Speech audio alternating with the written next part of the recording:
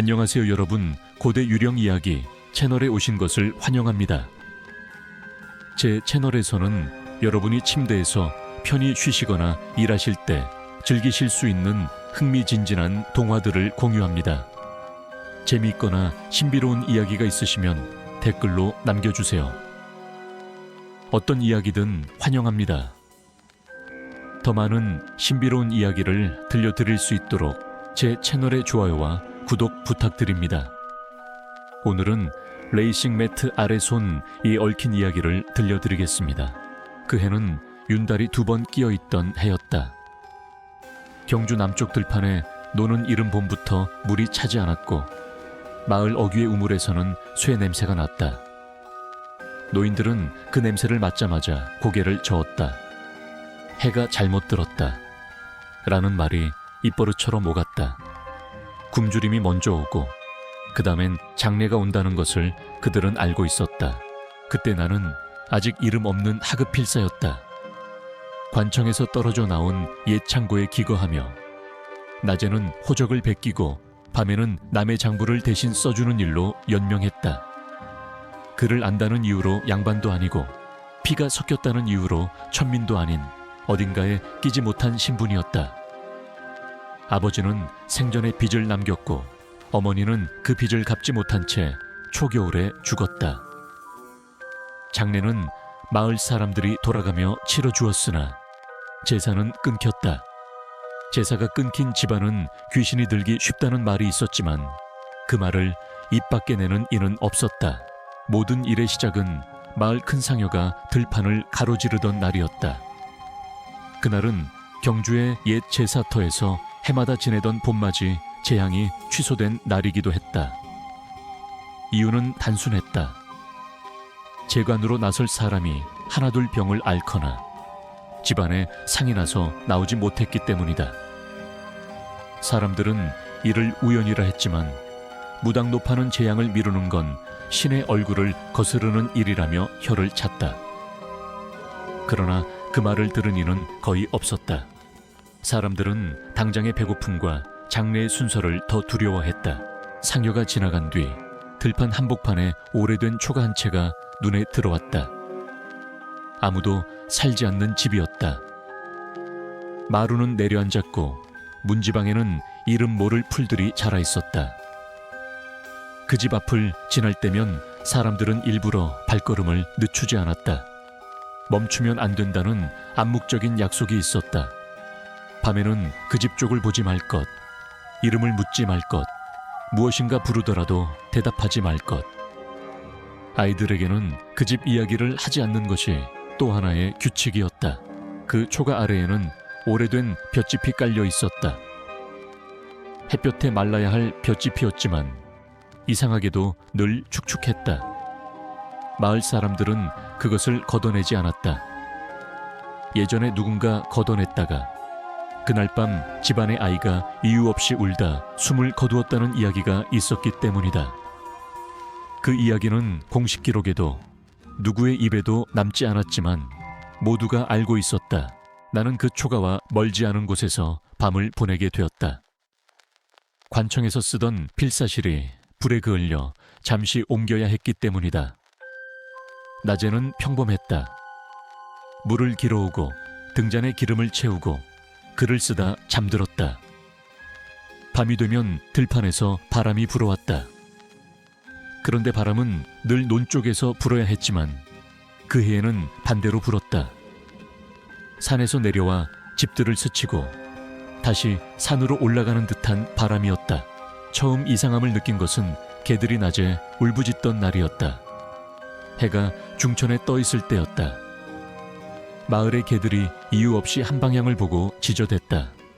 초가 쪽이었다. 사람들은 막대기로 개들을 쫓으며 쓸데없는 것에 짖지 말라고 소리쳤지만 개들은 꼬리를 내리고 물러서지 않았다.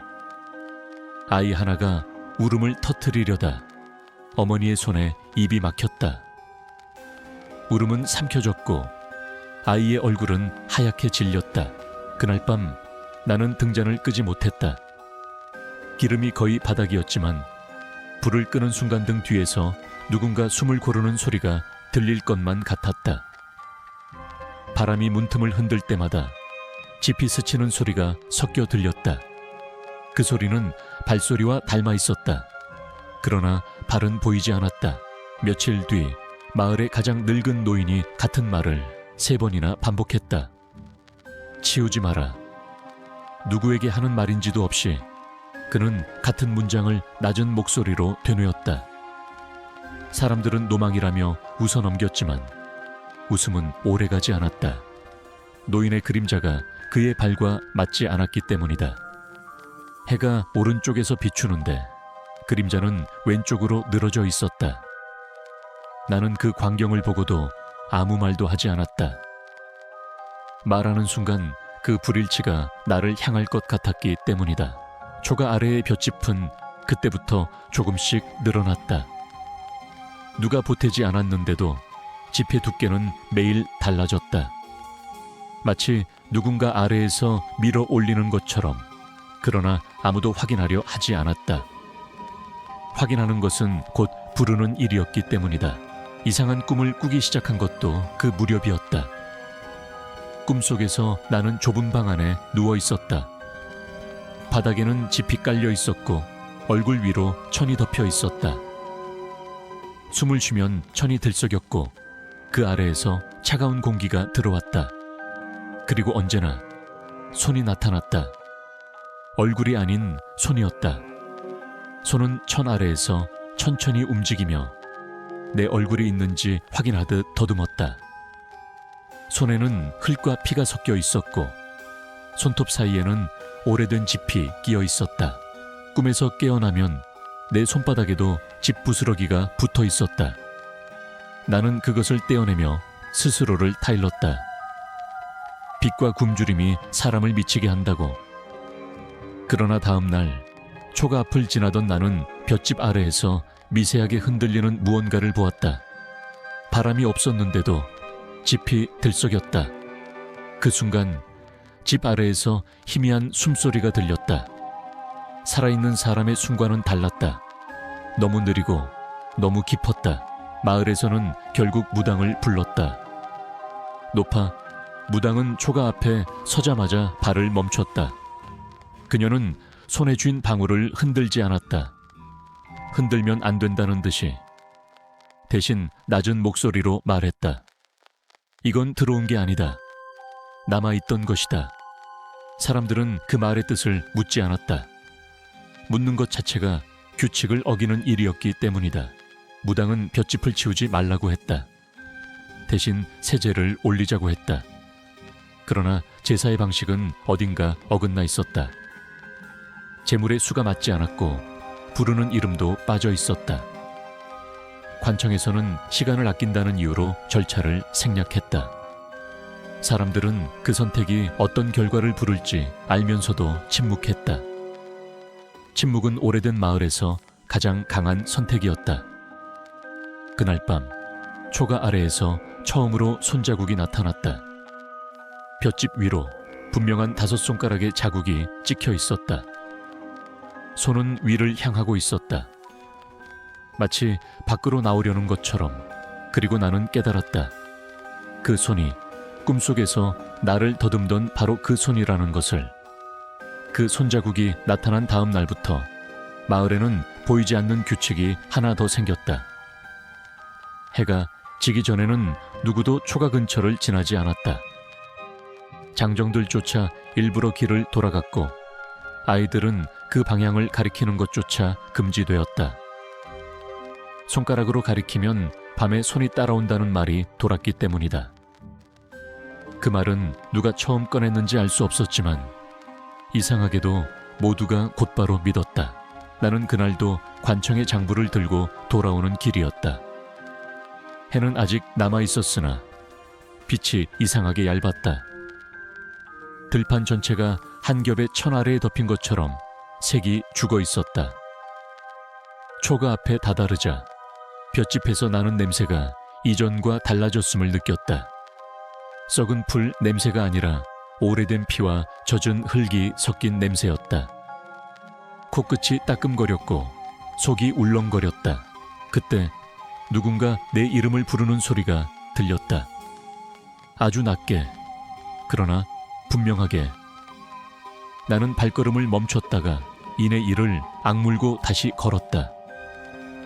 이름을 부르는 것에 응답하지 말라는 규칙은 오래전부터 내려온 것이었다. 그러나 그 목소리는 한 번으로 끝나지 않았다. 두 번째, 세 번째. 점점 가까워졌다. 마치 볏짚 아래에서 울려 나오는 듯했다. 나는 고개를 돌리지 않았다.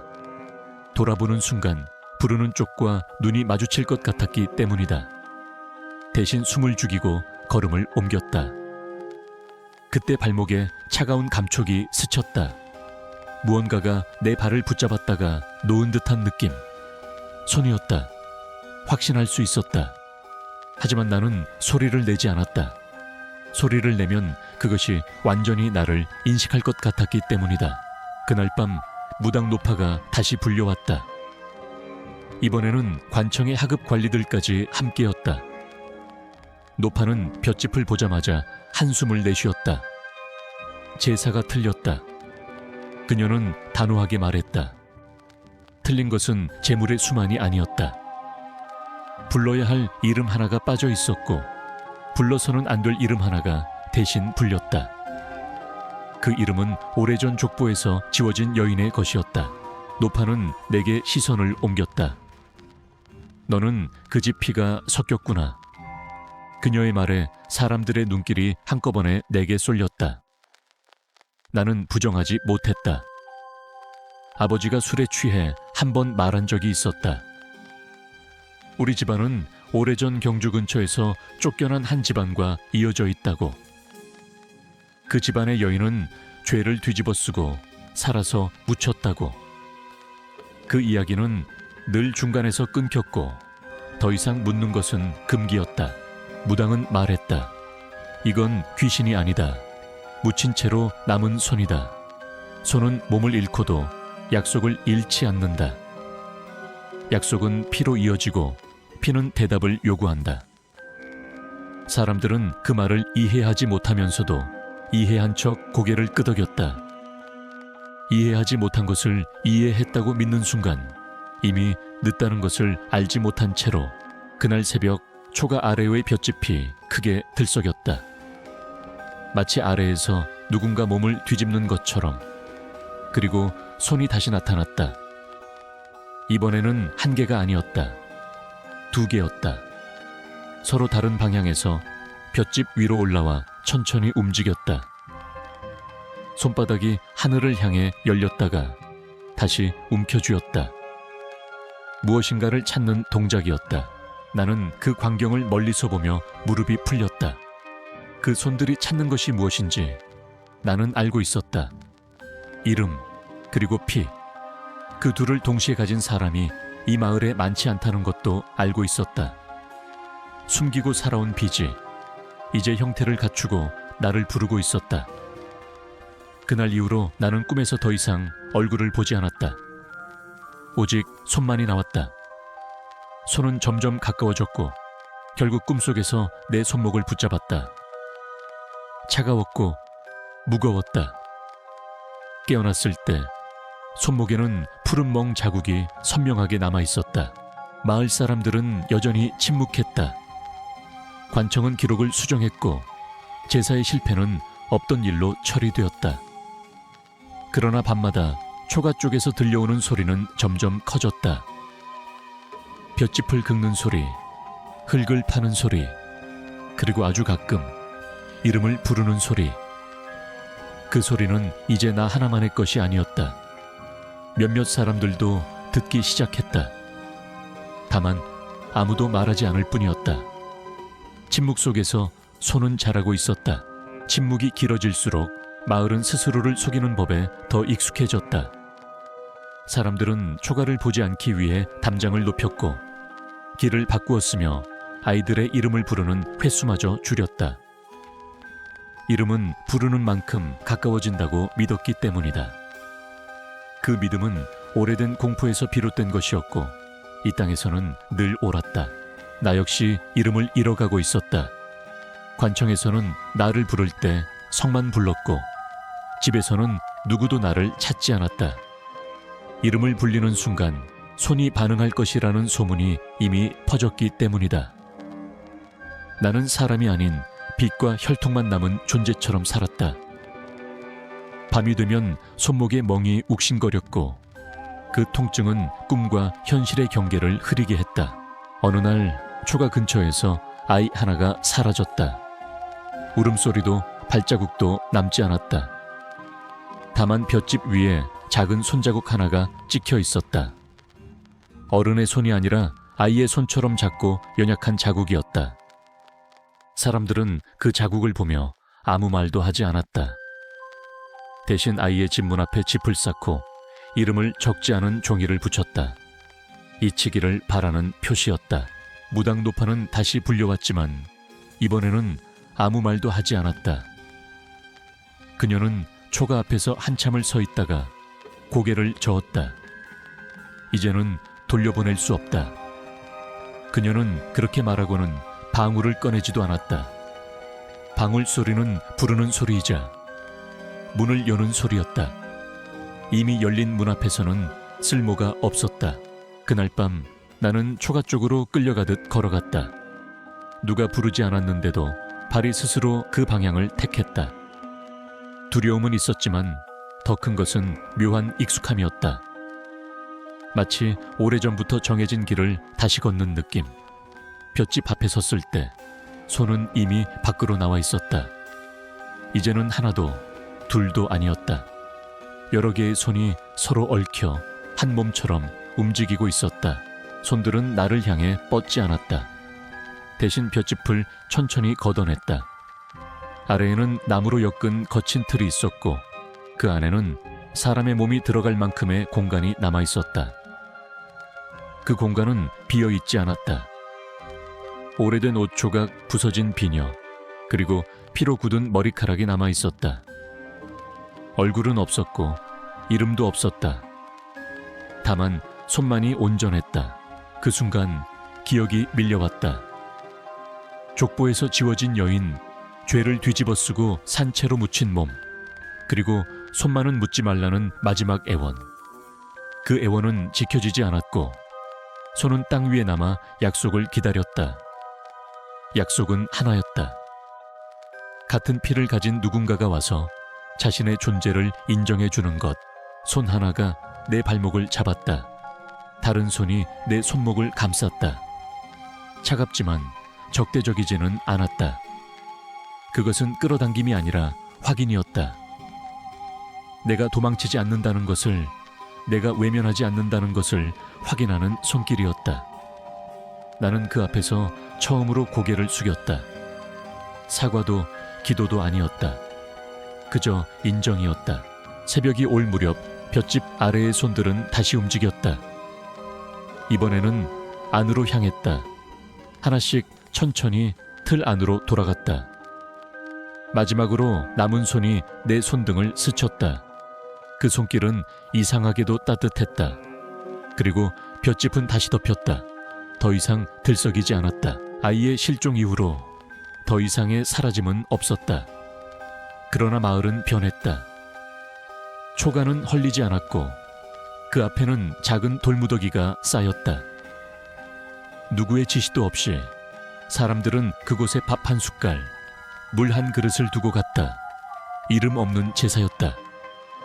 관청의 기록에는 아무것도 남지 않았지만 사람들의 발걸음은 그 앞에서 늘 느려졌다. 나는 얼마 지나지 않아 마을을 떠났다. 떠나기 전날 밤 손목의 멍은 완전히 사라졌다. 대신 손바닥 안쪽에 작은 흉터가 남았다. 마치 누군가가 오래전에 내 손을 잡았다 놓은 자국처럼. 경주를 벗어난 뒤에도 나는 여전히 밤에 집 냄새를 맡는다. 그리고 누군가 이름을 부르려다 멈추는 소리를 듣는다. 사람들은 그 촉에 대해 말하지 않는다. 다만 아이들에게 이렇게 전한다. 경주 들판에서 볏짚 아래를 함부로 들추지 말 것. 이유는 설명하지 않는다. 설명되는 순간 이야기는 다시 손을 얻기 때문이다. 마을을 떠난 뒤에도 나는 완전히 벗어나지 못했다. 경주에서 멀어질수록 손의 기억은 희미해졌지만 대신 다른 것들이 따라왔다. 밤이 되면 바람이 역류하는 소리, 땅속에서 몸을 뒤척이는 듯한 둔한 진동, 그리고 어디선가 볏짚이 스치는 소리. 그것들은 더 이상 특정 장소에 묶여있지 않았다. 내가 그 기억을 품고 있는 한 어디든 따라올 수 있는 것들이었다. 몇 해가 지나 관청에서 다시 나를 찾았다. 경주 인근의 오래된 기록을 정리할 사람이 필요하다는 이유였다. 나는 거절하지 못했다. 피로 이어진 약속은 끝났다고 해서 사라지지 않는다는 것을 이미 알고 있었기 때문이다. 다시 돌아온 마을은 겉으로 보기엔 평온했다. 논에는 물이 찼고 아이들은 웃으며 뛰어다녔다. 그러나 해가 기울 무렵이 되면 사람들은 하나둘 문을 닫았다. 그 시간 이후로는 아무도 밖에서 서로의 이름을 부르지 않았다. 초가는 여전히 그 자리에 있었다. 이전보다 더 단단해 보였다. 누군가 수리한 흔적은 없었지만 무너지지 않았다. 그 앞에 돌무더기는 작지만 분명한 형상을 갖추고 있었다. 제단도 비문도 없는 자리. 다만 사람들이 무언으로 인정한 경계였다. 나는 그 앞에 섰을 때 손바닥의 흉터가 다시 욱신거리는 것을 느꼈다. 이번에는 관청의 선택이 달랐다.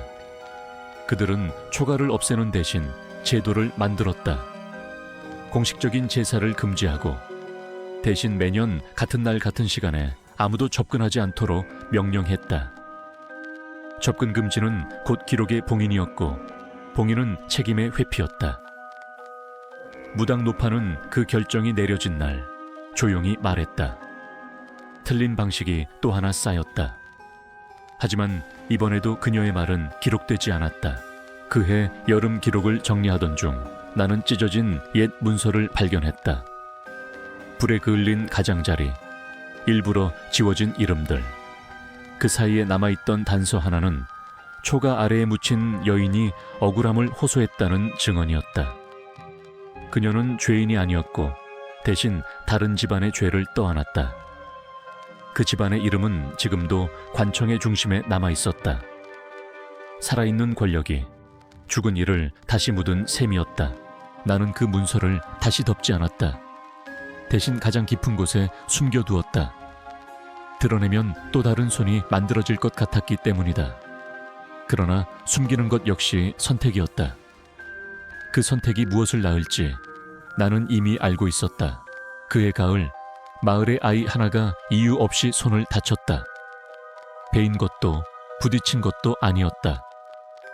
손바닥에 5개의 선명한 자국이 나타났고 아이는 밤마다 손을 흔들며 울었다. 어머니는 아이의 손을 붙잡고 잠을 재웠지만 새벽이 되면 자국은 다른 위치로 옮겨가 있었다. 손은 여전히 확인하고 있었다. 약속이 제대로 지켜지고 있는지를. 사람들은 다시 침묵했다. 아무도 초가를 탓하지 않았고 아무도 관청을 부르지 않았다. 대신 돌무더기 앞에 놓는 밥의 양이 늘어났다.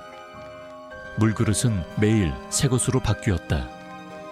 이름 없는 제사는 점점 정교해졌고 그 정교함은 두려움의 깊이를 드러냈다. 나는 그 모습을 보며 깨달았다. 이 마을에서 잘못된 것은 제사나 기록이 아니라 늘 사람의 선택이었다. 덮는 선택, 미루는 선택, 그리고 침묵을 이어가는 선택. 손은 그 선택의 결과를 되돌려줄 뿐이었다. 벌이 아니라 반영처럼 어느 날 밤 나는 다시 꿈을 꾸었다. 이번에는 손만 나오지 않았다. 손 뒤로 희미한 형체가 있었다. 얼굴은 여전히 보이지 않았지만 그 존재는 더 이상 분노로만 이루어져 있지 않았다. 지친 듯 오래 기다린 듯한 기색이 역력했다. 손이 내 손을 잡고 천천히 놓았다. 더 이상 끌어당기지 않았다. 다음 날 아이의 손바닥 자국은 사라졌다. 그러나 마을의 규칙은 더 늘어났다. 새로운 금기, 새로운 침묵. 초가는 그대로 남았고 돌무더기는 더 높아졌다. 누구도 그 의미를 설명하지 않았지만 모두가 알고 있었다. 이것은 끝이 아니라 균형이라는 것을. 나는 다시 마을을 떠났다. 이번에는 돌아오지 않기 위해서가 아니라 이야기가 더 이상 자라지 않도록 하기 위해서였다. 그러나 길 위에서도 나는 알고 있었다. 누군가 기록을 찢고 누군가 이름을 지우는 한 손은 다시 나타날 것이다. 볏짚 아래에서든 사람의 기억 아래에서든 그 후로 10여 년이 흘렀다. 나는 더 이상 경주에 발을 들이지 않았고 관청의 기록에서도 내 이름은 점점 사라졌다. 의도한 일이었다. 이름이 남아있는 한 피로 이어진 기억 또한 완전히 끊어지지 않는다는 것을 알았기 때문이다. 사람들은 나를 떠돌이 필사라 불렀고 나는 그 호칭에 만족했다. 불리는 이름이 없을수록 손은 조용했다. 그러나 완전한 침묵은 오래가지 않았다. 어느 해 겨울 경주 인근을 지나는 상인에게서 이야기를 들었다. 들판의 초가가 무너졌다는 소문이었다. 폭우도 불도 아니었다. 어느 날 아침 사람들이 나가보니 초가는 안으로 꺼지듯 주저앉아 있었고 볏짚은 흔적도 없이 사라졌다고 했다. 대신 그 자리에 낮은 흙무덤 하나가 남아 있었다. 누가 쌓았는지 알 수 없었고 그 위에는 아무 표시도 없었다. 사람들은 처음으로 그 앞에서 울었다고 했다. 제사도 아니고 통곡도 아닌 설명할 수 없는 울음이었다. 마을에서 가장 오래 침묵하던 노인이 그날 입을 열었다. 이제야 묻혔다. 그 말은 누구의 동의도 반박도 받지 않았다. 모두가 이미 알고 있던 말을 가장 늦게 꺼냈을 뿐이었다. 관청은 초가 붕괴를 자연재해로 기록했다. 흙무덤은 방치되었고 돌무더기는 치워졌다. 대신 그 일대는 경작 금지 구역으로 묶였다. 이유는 적지 않았다. 이유가 적힐수록 관리하기 쉬운 법이었다. 무당 노파는 그 소식을 듣고 고개를 끄덕였다. 몸은 묻혔지만 업은 남았다. 그녀는 그렇게 말하고 다시는 경주로 오지 않았다. 그해 봄 마을에는 더 이상 아이의 실종도 손자국도 나타나지 않았다. 대신 사람들은 하나씩 잃기 시작했다. 관직을 잃고 재산을 잃고 가문의 이름을 잃었다. 피로 이어진 죄는 피로 끝나지 않았고 살아있는 동안 천천히 깎여 나갔다. 죽음보다 오래 걸리는 벌이었다. 나는 멀리서 그 소식을 들으며 손바닥의 흉터를 바라보았다. 흉터는 흐려졌지만 사라지지 않았다. 그것은 상처가 아니라 증거였다. 누군가 인정해주고 누군가는 끝내 인정하지 않았다는 증거. 손이 사라진 이유도 완전히 떠난 것은 아니라는 사실도 그 흉터는 말해주고 있었다. 마지막으로 들은 이야기는 이랬다. 요즘 경주 들판에서는 여름에도 집 냄새가 난다고 했다. 논을 베지 않았는데도 바람이 불면 마른 짚이 스치는 냄새가 돈다. 사람들은 그 냄새를 맡으면 발걸음을 늦추고 괜히 손을 모아 쥔다. 무엇을 잡으려는 것도 놓으려는 것도 아니다. 그저 빈손임을 확인하기 위해서다. 아이들에게는 이렇게 전해진다고 했다. 땅 아래에서 손이 나오면 잡히지 말고 고개를 숙여라. 도망치지 말라는 말도 싸우지 말라는 말도 없다. 다만 인정하라는 뜻이다. 그 말의 의미를 아는 아이는 거의 없지만 이상하게도 모두 그대로 따른다. 이야기는 그렇게 남았다. 기록에도 비문에도 없지만 사람들의 행동 속에 스며들었다. 귀신은 사라졌고 손도 보이지 않는다. 그러나 누군가 잘못된 방식으로 덮고 지우고 침묵을 선택하는 순간 볏짚은 다시 깔릴 것이다. 그 아래에서 손은 또다시 약속을 기다릴 것이다. 그 뒤로 이야기는 더 이상 자라지 않는 듯 보였다. 사람들은 경주 들판을 지나며 예전처럼 고개를 숙였고 아무도 그 이유를 묻지 않았다. 묻지 않는 태도는 오래 유지되었다. 그것이 이 땅에서 가장 안전한 예의였기 때문이다. 흙무덤은 풀에 덮여 점점 낮아졌고 계절이 바뀔수록 그 자리는 평범한 들판의 일부처럼 보이기 시작했다. 나 또한 늙었다. 손바닥의 흉터는 이제 거의 보이지 않았지만 비가 오는 날이면 미세하게 저렸다. 그것은 통증이라기보다 기억의 신호에 가까웠다. 살아있는 동안 완전히 지워지지 않을 것이라는 예감은 오히려 나를 평온하게 했다. 업은 끝나는 것이 아니라 형태를 바꾸어 남는다는 사실을 받아들이게 되었기 때문이다. 어느 늦은 밤 나는 마지막으로 꿈을 꾸었다. 볏짚도 손도 나오지 않았다. 대신 넓은 들판이 있었고 바람은 제 방향으로 불고 있었다. 땅은 단단했고 아무것도 들썩이지 않았다. 그 가운데 낮은 무덤 하나가 조용히 놓여 있었고 그 앞에 서 있던 나는 아무 말도 하지 않았다. 부르지 않았고 묻지 않았다. 그저 고개를 숙였다. 꿈은 거기서 끝났다. 그 이후로 나는 더 이상 집 냄새를 맡지 못했다. 바람은 바람대로 불었고 밤은 밤으로 지나갔다. 손이 다시 나타났다는 소식도 누군가 사라졌다는 이야기 역시 들리지 않았다. 사람들은 그것을 끝이라 불렀지만 나는 끝이라는 말 대신 남아있음이라는 말을 떠올렸다. 남아있되 드러나지 않는 것, 그것이 이 이야기의 마지막 모습이었다. 지금도 경주 들판 근처에는 아무 표식 없는 금기가 남아있다고 한다. 아이들은 이유를 모르고 지키며 어른들은 설명하지 않는다.